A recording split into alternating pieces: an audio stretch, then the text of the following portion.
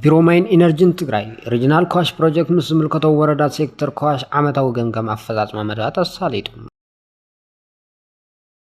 ኣብቲ መድረኽ ናይ ቢሮማይን ኢነርጂን ምክትል ቢሮ ሓላፍን ክልላዊ ቴክኒካል ኮሚቴ ሰብሳቢ ዝኾኑ ኣይተ ንጉስ ሰቢተው ኣብ መኽፈቲ መደረ ከም ዝገልጽዎ ኮሽ ፕሮጀክት ብዋናነት ኣብ ቀረብ መስተማይ ኣብ ጥዕና ትምህርቲ ቤትን ኣድሂቡ ዝሰርሕ ኮይኑ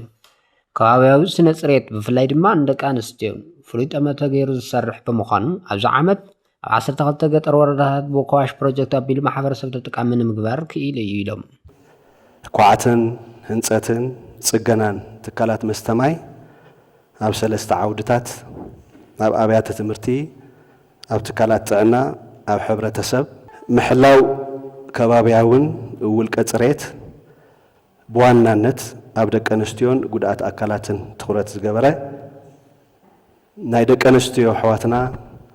መነጻጽህን ማዕረፍን ወይ ድማ MHM ሩም እንብሎ ብምህናጽ ምዕባይ ዓቕምን ኣፍልጦን ግንዛበን ብምሃብን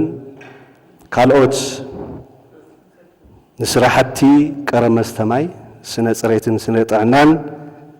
ከጉልብቱን ከመዓብሉን ዝኽእሉ ስራሕቲ ተዋዲዶም ምስራሕ ዝርከብ ፕሮጀክት እዩ። እዚ ኣብ 12 ናይ ገጠር ወረዳታት ወይ ድማ ናይ ኮዋሽ ናይ ኢንተርቬንሽን ኤራ ዝተሰርሐ ስራሕቲ ኮይኑ ኣብ 5 ወረዳን በብወረዳኹምን ዘለዎ ድሓር ብዝርዝር ከም ዝቐርብ ተሓሳብ ጌርና እቲ ዋና ሎማዓንቲ ክንመያየጠሉን ክንራድአሉን ዝግበአና ግን ዓብይ ዘይፈታሕናዮ ፀገም ኣብ 12 ናይ ገጠር ወረዳታት ህንፀት ናይ ውልቀ ዓይነ ምድሪ ወይ ድማ ሽቓቕ ዝምልከት እዩ። መተሓወር ኮሽ ፕሮጀክት ኣይተደሳለኝ ኪሮስ ቦገኖም ኮሽ ፕሮጀክት ኣብ ቀረብ መስተማይን ስነ ጽሬትን ሳይጅን ኤንድ ሃይጅን በቀዳምነት ኣድሂቡ ዝሰርሕ ኮይኑ ብቐጻሊ ትኹረት ተዋሂብዎ ክስራሕን ሕብረተሰብ ድማ ነዚ ትኹረት ብምሃብ ንኽሰርሕ ግንዛበ ንኽፍጠርን ሕብረተሰብ ከመይ ከመሓድሮ ከም ዘለዎ መሰረት ዝገበረ እዩ ኢሎም ቤት ከባቢያውን ውልቀ ጽሬትን እዩ ዝብል ሳኒቴሽን ኤንድ ሃይጅን ብዝብል ወርስ እንትን ይሎ ኣብ ማሕበረሰብ ኣብ ትምህርቲ ትካላት ኣብ ናይ ጥዕና ትካላት بوانا نسرح وينو 12 ወረዳ እዩ ዝሰርሕ ማለት እዩ ስለዚ ናይ ልሙዓንት መድረኽ ክልተ ዓይነት ዓላማ ዘሎ ሓደ ናይ ምዕራፍ 4 ፌዝ 4 ናውላ ምትኻብ 2016 እስካብ 2018 ስራሕ ናይ መስራሕቲ ንርኢሉ መድረኽ እዩ ፍለይ ቢልና ደሞ 2018 ምስ ወረዳታት ፕላን ነና ናይ ፈጺምና ኣለና ኣብ ዝነበሩ ጠንካራታትን ፕሮጀክት ኩሉ ግዜ بدقنا تحجز زينا بس لازم محور السبن تمر رحنا يوردان بعلو مانج غيرو نقصالي صرحنا يوم كالات ما يمستنا يكون خل يوم ما شنتيتات ما من الناس أصلي تمهارو دكان سلو NH من نار كأصلنا تبزروا آخر محل البنك تتركورلون تحور السبن بوانا نت نزي تقولتيو نخسر رح جنزاو نمفتارون كلتي حدا ما جم مدايلتو ما يسرحنا فصاصنا قال أيضا من قد سألوني بروجكتات يكون حضرلو خمين حضرلهم تحبرسها كما جاري أو نكورم ذلون زل مسار الزبريو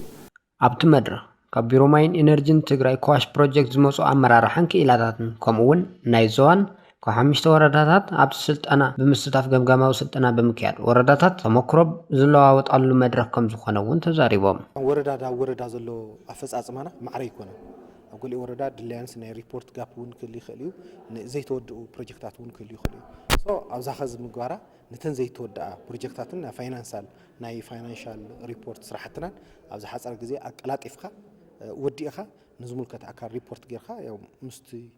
ናይ በጀት ሕፅረት ዘሎ ናይ ክልልና እቲ በጀት ጋፕ ንምምላእ ክጠቅም ይኽእል እዩ ዝብል እምነት ኣለኒ እቲ ካልኣይ ነገር ለለ ማለት ኣብ ዳሙ ኮን ዘለዎ ዓቕምታት ኣብ ደጓዕተን ቤት ዘሎ ዓቕምታት ኣብ ካልእ ወረዳታት ዘሎ ዓቕምታት እውን ሼር ናውሌጅ ዝጠቅም ስለ ዝኾነ ኣብቲ ሓደ ዘሎ ኣብቲ ሓደ ጋፕ ክመልእ ስለ ዝኽእል ተተመክሮ ምልውዋጥ እውን ዓብይ ነገር እዩ ዝብል እምነት እዩ ዘለኒ